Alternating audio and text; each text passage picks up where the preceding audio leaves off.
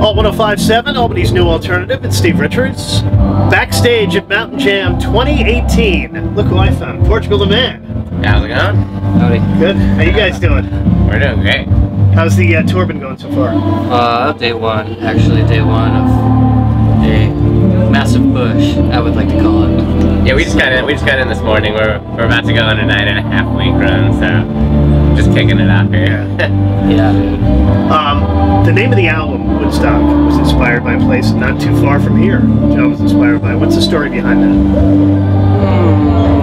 Well, yeah, you know, our singer John, his father went to Woodstock, and long story short, you know, when we were struggling with, I guess, recording processes and taking a long time, we decided to, well, luckily John's dad told us a story about how he went to Woodstock, blah, blah, blah, you like that? that means cutting the fat. Anyway, his buddy found an old Woodstock concert ticket and stuff, and so basically that was the moment, right? Basically, that was the inspiration for wanting to kind of reset, you know, the whole thought process, you know. They build houses in Alaska, so it's just very like, I don't understand. Don't you just go in with your instruments and then like play your songs? Like, what's taking so long? It was just this very upfront, you know, just good perspective. Was there a moment when you guys clicked? I mean, like, this is gonna work. I like this. I mean, you know, it seems like beginning of record 2. Last year felt pretty good. Yeah, last year felt really good. What was the first recording session like together? Oh man, they were.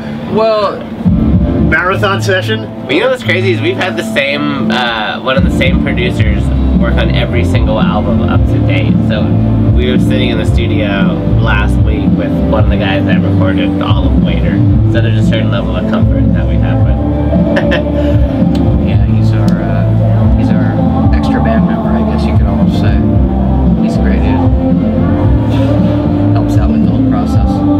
The name of the band is an interesting story. Inspired by David Bowie a little bit, right? I mean, that's concept by Bowie. I mean, you know, it's, I guess you could say directly, indirectly, but yeah, there's a you know, like the play on words, the invention of a character that you know you guys are imagining, you know, we're like imagining like a fake presence, right, or an alternative presence, you know, and like, you know, like we could only think of it as how Ziggy and the Spiders from Mars were created through David Bowie and his band, you know, in the same way that the Beatles did that with the Sgt. Pepper's record. It kind of just I don't know, it shifts the mind, you know, it's like freeing to like, you're like, oh, well, I wouldn't do this, but Ziggy would. Yeah. So you might do something a little crazier than you normally would. Right. And a lot of songwriters too, I find, they never write good songs for themselves, they do it for other people. Yeah. You ever notice, like, as like Pharrell and stuff? It's always like a weird thing. I think this idea of pretending you're somebody else helps you create something that you wouldn't know they created. And the country Portugal, it just sounded good. Rolled it off the tongue. Yeah. Actually, there was a band called Anatomy of a Ghost that Zach and John had before, that broke up. The world is happy about that.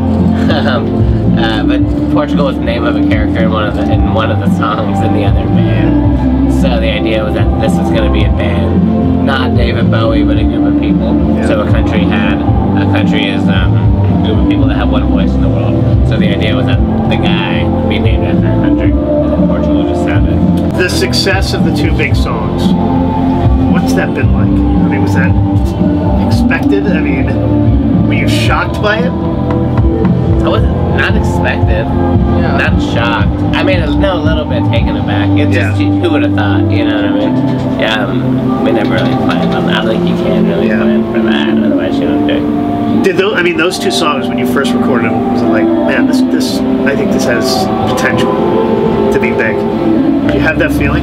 I don't want to, you know, we don't look at it like big, we look at it like, is it catchy and fun? Yeah.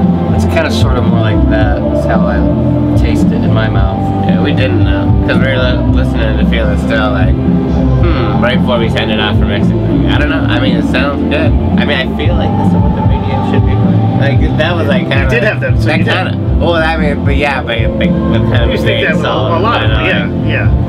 We've been in a lot of studios where people were like, oh, let me tell you, man, I know how to make hits. This is going to get us never ahead.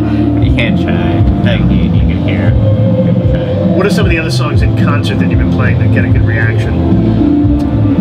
In concert. Noise pollution. Yeah, that's a great one. Number one's good as well, the opening title track.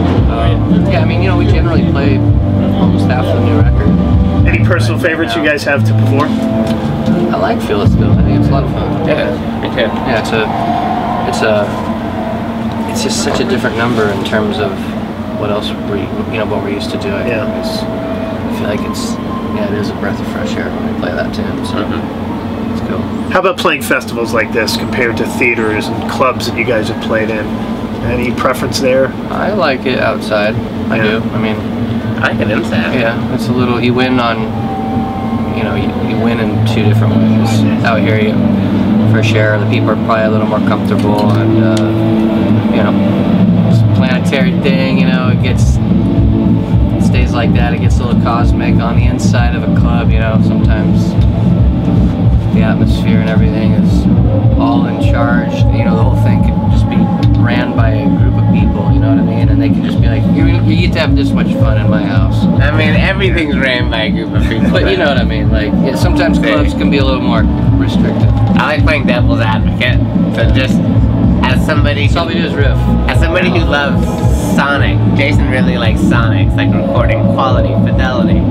And you're not getting that at an outside venue. So you get the breath of fresh air. You're not getting high quality sound at an outside venue, in my opinion. Even I've been to Red Rocks and seen like places. Great venue. And the wind comes, and I'm like, what the And this is supposed to be one of the best sounding. So I was like, a band I really, really like. I'm gonna do a club, sweaty club. There's like a vibe in the air.